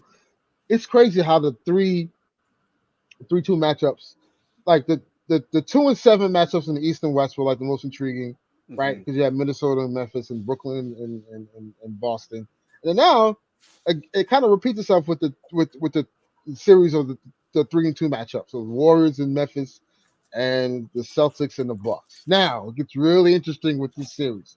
Series is tied 1-1. They play Saturday, Game 3 in Milwaukee. Still no Chris Middleton. Chris Middleton has been ruled out so far, I believe, It's someone throughout Marcus this Smart. series. The Marcus Smart is trying He's to trying to. I heard he's trying. get I to heard Game he's 3. to go for Game 3. He may be a go. Most of the time, when you hear that they're trying, it's playoff time. It's like you gotta do what you gotta do. Man, this is tough for me because on one hand, I look at the Celtics and I look at that Game 2, and I say, man, they played phenomenal basketball. Defensively, Giannis didn't know what to do. He was struggling. He came out the first half. He was 1 for 10 from the first half, bro. 1 for 10. And I'm looking at the offense, and I'm like, bro, y'all can't get anything in the paint. Y'all can't make jumpers. Y'all can't do like it looked really bad. It looked like they needed a Chris Middleton guy to create their own offense to kind of get it going. But I look at the shot chart, and I'm going to pull this up, and I say, this looks weird. And it just, I don't know if this will be repeated again because this is a guy who's not really known to kind of have these games. So if you look at the Celtics stat line, Jason Tatum had 29 points, 8 assists, 3 rebounds. That's typical. Went on the line, and I see, Jaylen Brown, 30 points. He played out of his mind in Game 2. 6 assists. That's the key. I don't believe Jaylen Brown is doing that again. His hamstring injury started to catch up with him. Yeah. Like, it was lingering. Then I see Grant Williams with 21 points. I can pretty much guarantee we're not going to see the same performance from Jaylen Brown and Grant Williams the rest of this series. No. Which brings me to my conclusion of how this series is going to go. I still have the Bucks winning, as I predicted. I have the Bucks winning this series in 7 games. Giannis will find a way to get it done. Giannis, I don't think he'll struggle. I don't think Drew Holiday will struggle like he did in Game 3. Giannis had 20. Again, it's 2 games back to back. Game 1 and Game 2, Giannis struggled from the field, and you know what I'm saying. And he had 28, 9, and 7 in Game 2. Right? Bobby Portis put in with 13 points. Drew Holiday 19 points. Here's where the issue lies for me, where they need to get him more involved, and that's Brook Lopez. Brook Lopez only had 2 points. You're not going to win if Brook Lopez has 2 points. So, Boston is good, but I think Boston will evidently lose this series in 7 games to the Milwaukee Bucks. I just think Milwaukee won't repeat the same mistakes as they did in Game 2. They'll look at that film and I think they'll get better and bounce back. I have screw Boston. I got Milwaukee and straight up. I got Milwaukee in 6. I think Giannis smells blood. When he gets that upper hand, we all seen Giannis on go mode, and it's different. It's like a different energy, and also you got that championship pedigree. And to Ernest's point, what he said earlier, even though the role players for the Milwaukee Bucks was struggling, Grayson Allen has been struggling. They got that championship pedigree. You know what I mean? And they're going back to Milwaukee. They fans gonna be going crazy. So I just think they finish it in 6. And they did. If you think about it, they did what they were supposed to do. They got the split. And right. And the way, just watching that game, Celtics and the Bucks, the Celtics could not miss. I'm like, man, Grant Williams hit this, Jaylen Brown hit that. He's unconscious from the 3. Al Horford looking like the All-Star, right? Back in Atlanta. I'm like, who is this guy? You know what I mean? And then Giannis is struggling. And then they try to make a little comeback, like a little run, because Boston, they started to get a little stagnant. So we don't know about Marcus. Well, you guys just told the whole Marcus Smart story, and then also Jaylen Brown. What's up with his hamstring? Because man was playing out of his mind. But then it was like, all right, come back to earth. So I think Bucks finish it in 6. Bucks in 6, like they say. So I see this series going to, and I like the Bucks win it in Boston in Game 7. So I know that's gonna be a tall task, but I Mhm. think the only team that can like really pull that feet off is the Bucks because you just got that factor of Giannis, and I know that you're saying that Chris Middleton's gonna be out for the series, but don't you think that if it goes to the full 7 games, if there's a game 7, there's like a remote possibility he comes back? I don't no, I don't think he comes back. They ruled him out for like 3-4 weeks. That's So true. I Well, don't he think, got and he injured hasn't in he game his two, first right? Against the yeah, and he didn't he even got get his injured game first two against evaluation. the Nets, right? So Right, and he didn't get his first evaluation yet. So right. you got to So see, the evaluation after the time off, and then they'll give a yeah, timeline or he'll be back. Yeah, Mhm. I don't. So I yeah. don't think he'll. I think Yeah, I so. was just thinking because I was just thinking like if there's an inkling in that, but I could see why that he had to clear that threshold if it gets to game 7, which is on that the Sunday the 15th. So Yeah, I just think these teams will go back and forth defensively, and it's gonna be one of those rock 'em sock 'em out series that Exactly. each team to take one, and alternate wins. Um, I think the key factor will be the others.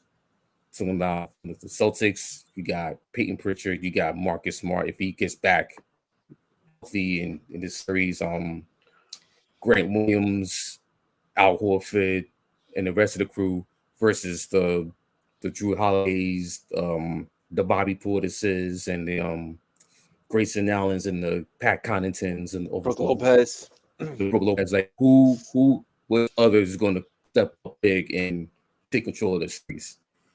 We saw in game 1, Giannis dominated, had a triple double in that game, but also Drew Holiday stepped up big in place of Chris Middleton. Game 2, Celtics did the opposite. Jaylen Brown, Grant Williams stepped big. So now it's going to be depending on which which which other others are going to step up in this series. And I just like the Bucks more. Plus, they have the championship medal from last year, so they know how it is to win these type of games on Mhm. the road.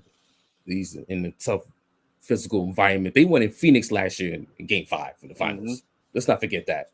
So they know what it takes to win these type of games close a road in the highly contested playoff environment. So I like the Bucks to win in 7 and to get back to the conference finals. yeah, yeah. So and we got to wrap up soon.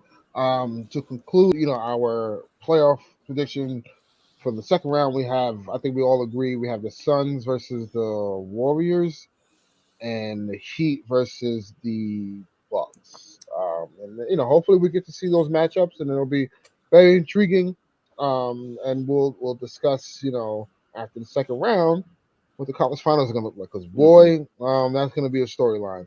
But Mhm. before we end it, we got to get into NBA news. Obviously, as we know, the Lakers always in the news. Jeez, I tried not to talk about them, but man, it just pops up. But over the course of this week, we've heard so many things about the coaching carousel. Darvin Ham, the Lakers had asked Milwaukee Bucks for permission to interview, which they have gotten granted. Um, Adrian Griffin, assistant coach for the Toronto Raptors, which again, another good look. Um, you've heard the Lakers are serious about going after Quinn Snyder as well. Mhm. Um, Mhm. And and here's an interesting. Well, go ahead. and you now we The throw in Zen Master. the Zen Master as the person who is going to be an advisor, I believe. Mhm. He has the Ear of Mhm. Genie bus. I believe him and Kurt Rambis and Rob Pelinka are going to be the three persons that select the new head coach for the Lakers. We'll see what happens. Personally, for me, I think Darvin Ham is the choice. A guy who's been around in the league for over a decade as an assistant coach, has played in the league, with a veteran team.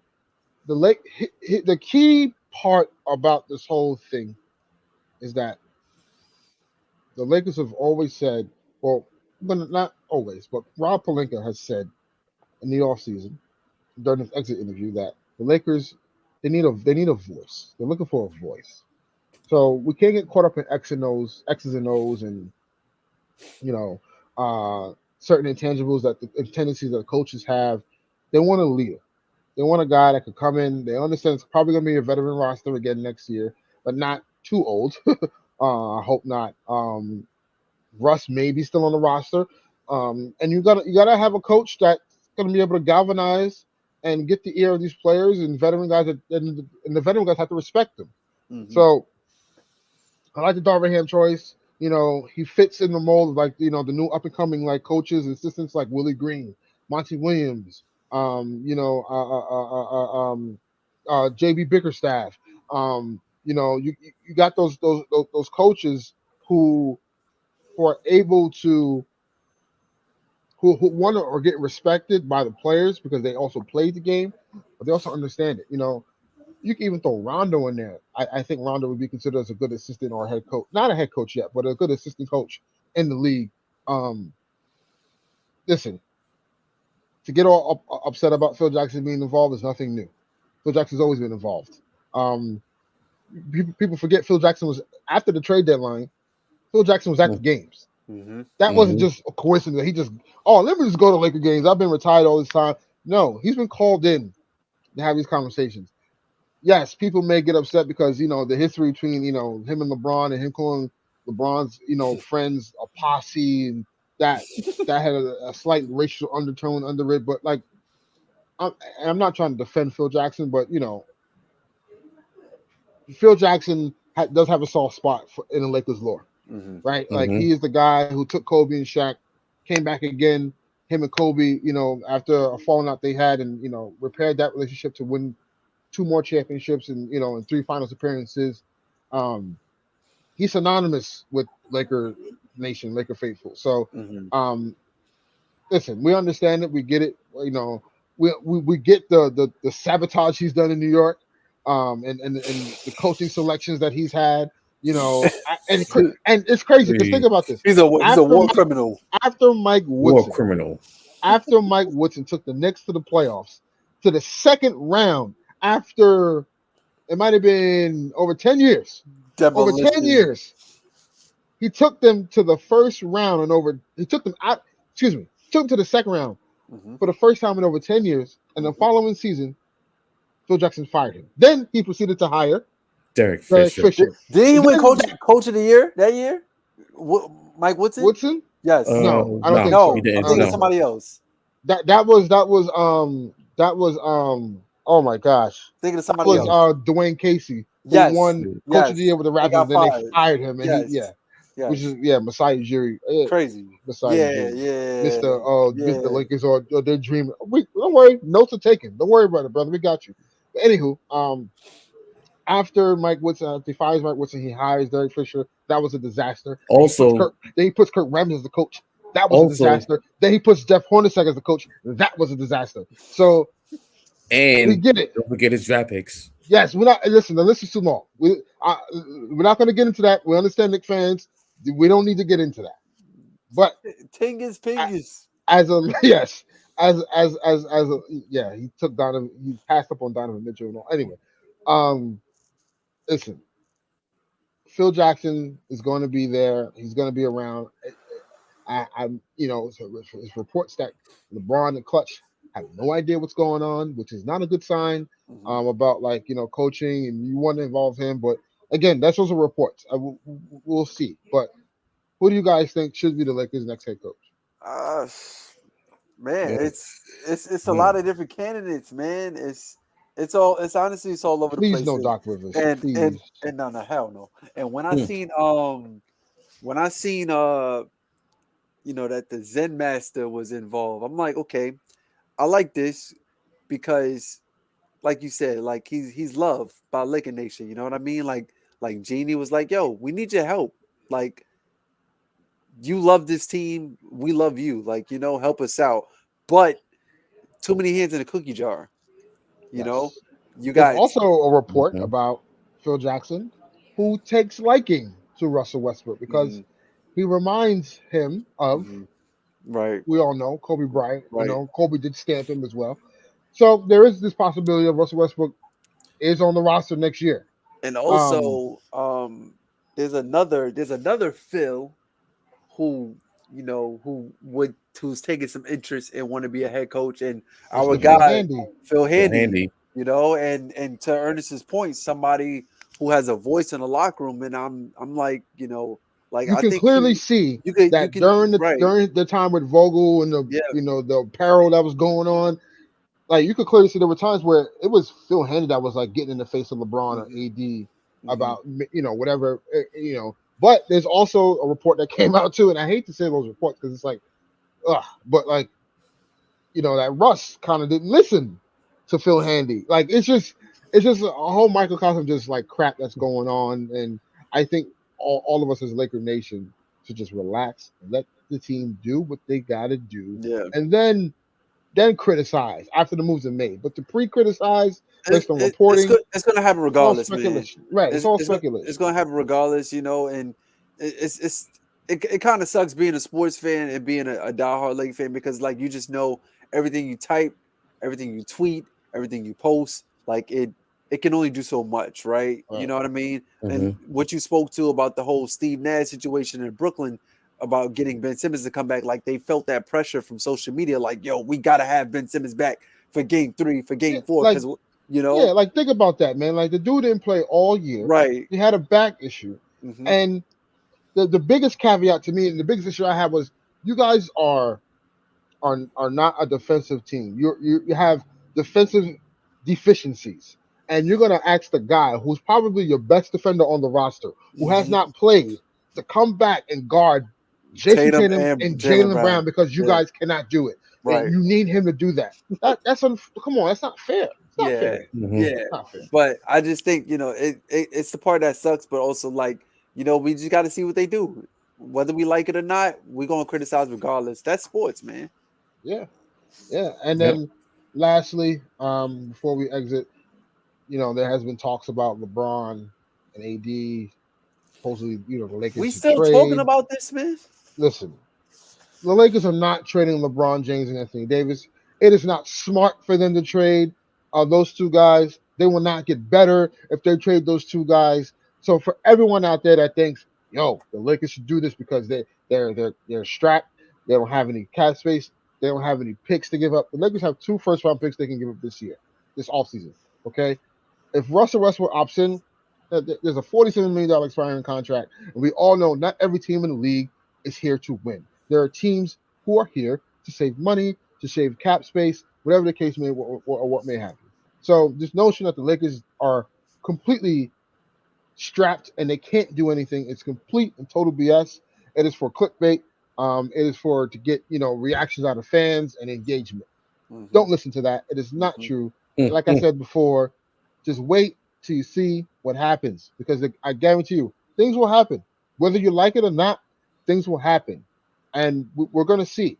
But the notion that the Lakers can't do anything this offseason and they're stuck with Westbrook or they're stuck with this and 80 doesn't have trade value, and that is all BS. I can guarantee you there is 29 other teams that would take one of the three players, if not all three players, on this Lakers squad. So hmm let's stop with all this stuff and let's just let the team do what it does, man, and then go from there, and just go from there.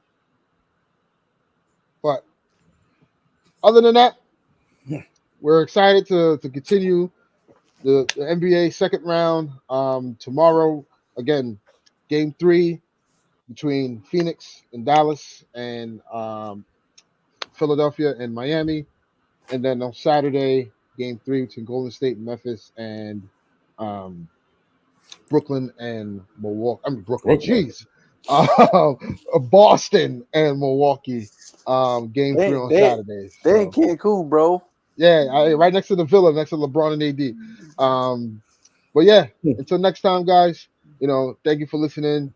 Again, I can't thank you enough for the support, but continue to like, subscribe, to our channel and our podcast on Spotify and Apple and Google Play, and all StreamYard everywhere. So again, thank you for the support, guys, and until next time, peace and love.